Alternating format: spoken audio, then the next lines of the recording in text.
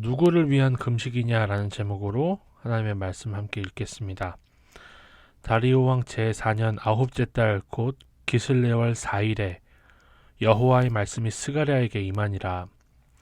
그때 베델 사람이 사라셀과 레겜멜렉과 그의 부하들을 보내어 여호와께 은혜를 구하고 만군의 여호와의 전에 있는 제사장들과 선지자들에게 물어 이르되 내가 여러 해 동안 행한 대로 5월 중에 울며 근신하리이까 하매 만군의 여호와의 말씀이 내게 임하여 이르시되 온 땅의 백성과 제사장들에게 이르라.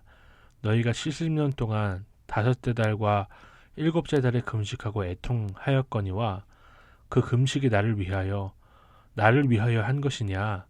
너희가 먹고 마실 때에 그것은 너희를 위하여 먹고 너희를 위하여 마시는 것이 아니냐. 예루살렘과 사면 성읍의 백성이 평온히 거주하며 남방과 평원에 사람이 거주할 때에 여호와가 옛 선지자들을 통하여 외친 말씀이 있지 않으냐 하시니라. 바벨론의 포로로 끌려갔다가 온 이스라엘 백성은 무너진 성전을 바라보면서 하나님 앞에 금식하여 울었습니다. 그러나 그것이 점점 종교적 관행으로 굳어지면서 그저 형식만 남았기에 하나님은 이들이 자신들을 위해 먹고 마셨다고 책망하시는 거예요.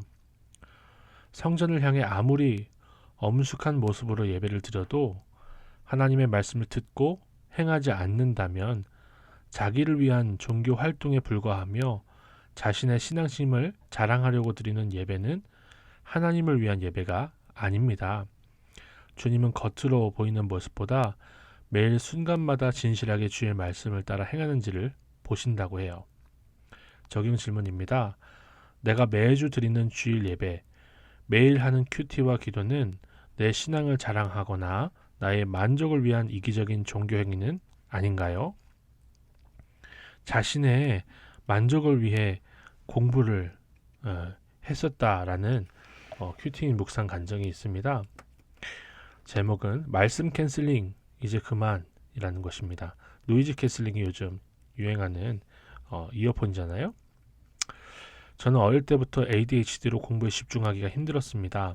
하지만 중2 때 친구 관계의 고난을 통해 하나님을 뜨겁게 만난 후 학생의 본분을 지키라는 말씀이 들려서 그 말씀 때문에 스스로 공부할 수 있게 되었다고 합니다. 그러나 성적이 잘 나오고 인정을 받으니까 하나님을 위한 공부가 아니라 제 자신을 위한 공부가 되어서 성적에 집착하게 되었습니다.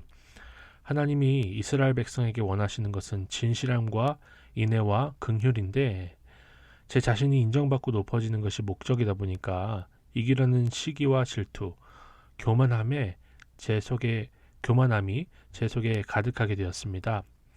시험 기간만 되면 신경이 예민하고 스트레스로 위가 아팠는데 이 증상이 점점 더 심해져 얼마 전 시험 때는 이명이 들리고 배가 아파서 시험을 못 치르기도 했습니다. 하나님은 스가랴 선지자를 통해 너희가 하는 금식은 하나님을 위한 금식이 아니라 너희를 위한 금식이다 라고 지적하십니다. 저 역시 고난이 올 때마다 잠깐 울며 기도하고 말씀을 보며 근신하기도 했지만 베델 사람들의 모습과 하나도 다르지 않았다는 것을 깨닫게 됩니다.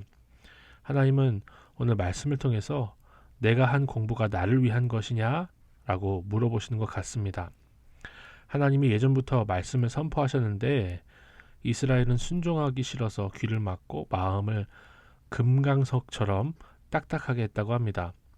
저 역시 하나님 앞에서 제 마음과 태도를 바로잡기보다는 인터넷 동영상과 핸드폰 게임에 빠져 있습니다. 이스라엘 모든 아름다운 땅이 황폐하게 되었듯이 무엇부터 해야 할지 모를 만큼 밀린 과제, 훅 떨어져 버린 수행평가 성적이 그간 제 불순종의 결과입니다.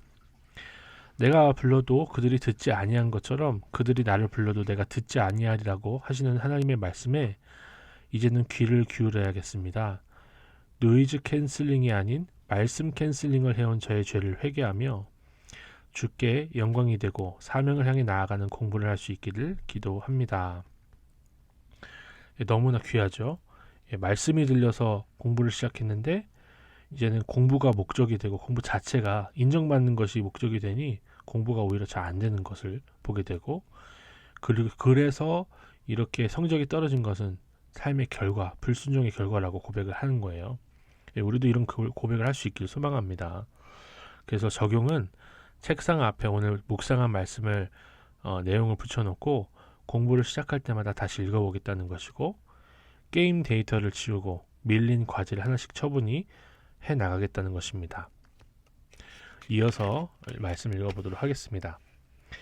여호와의 말씀이 스가랴에게 임하여 이르시되 만군의 여호와가 이같이 말하여 이르시기를 너희는 진실한 재판을 행하며 서로 인애와 긍휼을 베풀며 과부와 고아와 나그네와 궁핍한 자를 압제하지 말며 서로 해하려고 마음에 도모하지 말라 하였으나 그들이 듣기를 싫어하며 등을 돌리며 듣지 아니하려고 귀를 막으며 그 마음을 금강석 같게 하여 율법과 만군의 여호와가 그의 영으로 옛 선지자들을 통하여 전한 말을 듣지 아니하므로 큰 진노가 만군의 여호와께로부터 나왔도다. 내가 불러도 그들이 듣지 아니한 것처럼 그들이 불러도 내가 듣지 아니하리라. 만군의 여호와가 말하였느니라. 내가 그들을 바람으로 불어 알지 못하던 여러 나라에 흩었느니라. 그 후에 이 땅이 황폐하여 오고 가는 사람이 없었나니 이는 그들이 아름다운 땅을 황폐하게 하였음이니라 하시니라. 예배에 열심을 들은 이스라엘 백성이었지만 나라가 망하고 예루살렘은 황폐해졌어요. 형식적인 예배는 열심히 드리면서 정작 하나님의 말씀대로 행하는 삶의 예배는 소홀히 했기 때문입니다. 그들은 진실과 인애와 긍휼을 원하시는 하나님의 마음을 외면하고 율법을 지킨다는 명목으로 고아와 나그네와 궁핍한 사람들을 압제했습니다. 힘들게 한 거죠. 하나님은 선지자들을 보내 경고하셨지만 귀를 막고 등을 돌리며 불러도 대답하지 않은 결과로 주님의 징계를 받습니다. 자기 유익을 위해 예배드리며 금식한 결과 아름다운 땅이 황폐하게 되는 결과를 맞게 된 것입니다. 적용 질문입니다. 귀를 막고 등을 돌리며 하나님이 불러도 대답하지 않으면서 종교적 행위에만 만족하고 있지 않나요? 내가 회복해야 할 삶의 예배는 무엇인가요?